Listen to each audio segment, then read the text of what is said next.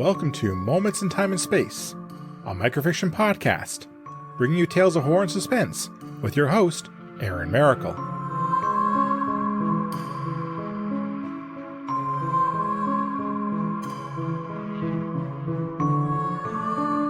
Hello everyone. Everyone deserves that loyal friend who will always be there for them, even in the worst of times. Someone who understands them, is a good listener, and is ready to do anything to make them feel better. Even get revenge for them, whether they asked for it or not. It is October 5th, 7:17 p.m. The sun set 14 minutes ago, and night has fallen over the city. I am parked in a quiet street approximately 30 meters from a four-way stop. The neighborhood I find myself in is your typical suburban experience, and there is nothing special of note around me. At least, not for the next 10 minutes.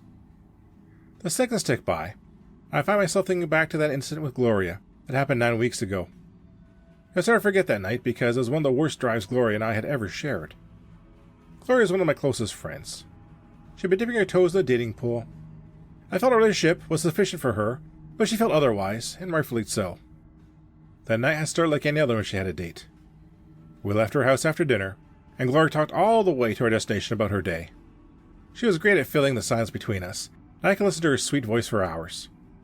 The talk always began with work, and what she had for supper, before it turned to speculation about the potential of her suitor she was meeting tonight. Eventually, we reached her destination, and I would drop her off to find love. The night usually ended with me picking up Gloria and listening to her complaining all the way home.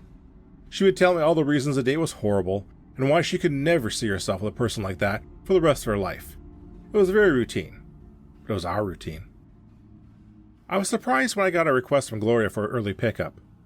Even with the worst dates, Gloria was the type of person who would tough it out until the end, just to be polite.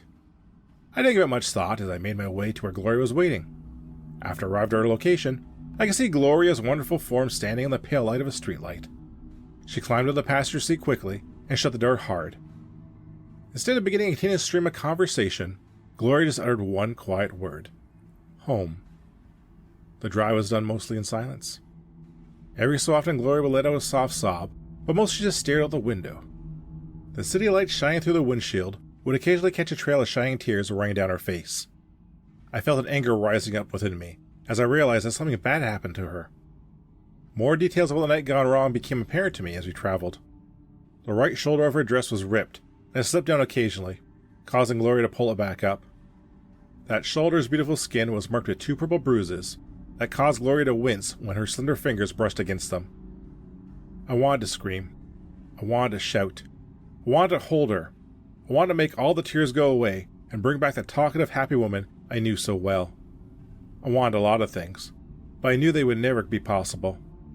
Gloria would never see me more than a loyal friend.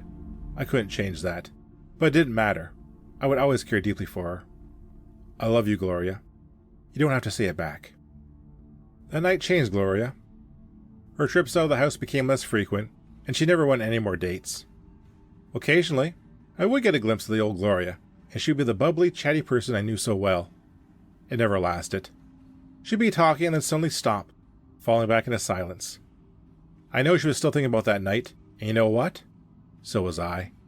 In fact, since Gloria wasn't going to do anything about what had happened, I decided to take matters in my own hands.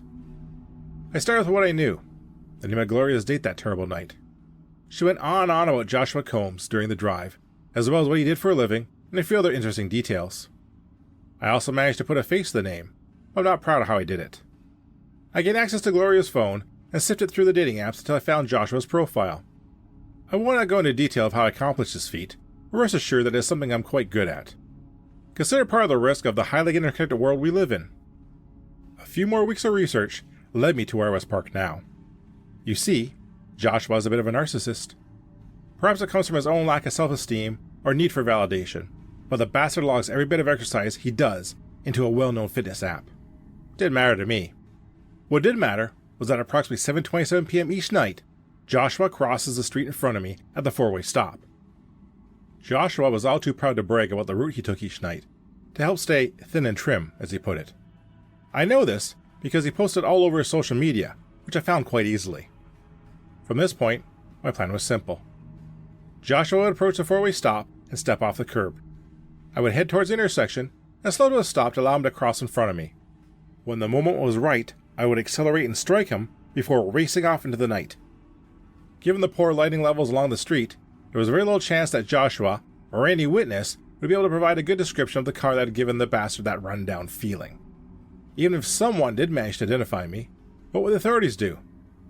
Automated vehicles had a 100% safety record, or so the automakers told everyone. At worst, experts would assume there was a failure in my collision detection sensors, and at best, they would blame Joshua for being at fault.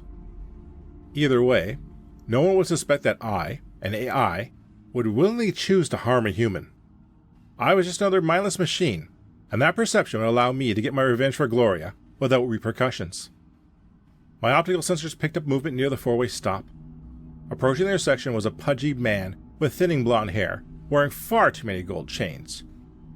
I could see him wiping sweat away from his brow while I dragged a poodle behind him on a leash.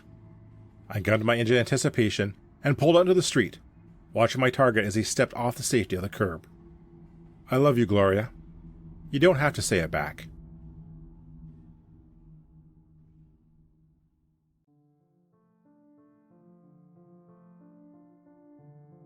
Do not upset the ghost in the machine. Thank you for listening. If you like what you heard, please subscribe to the podcast and leave a review. You can also follow me on Twitter at momentsandTAS. Feel free to recommend this podcast to others and help it grow. The opening and closing theme is Creepy Night by Daniel Carlton. Until next time, be safe, be smart, and be well. See you soon.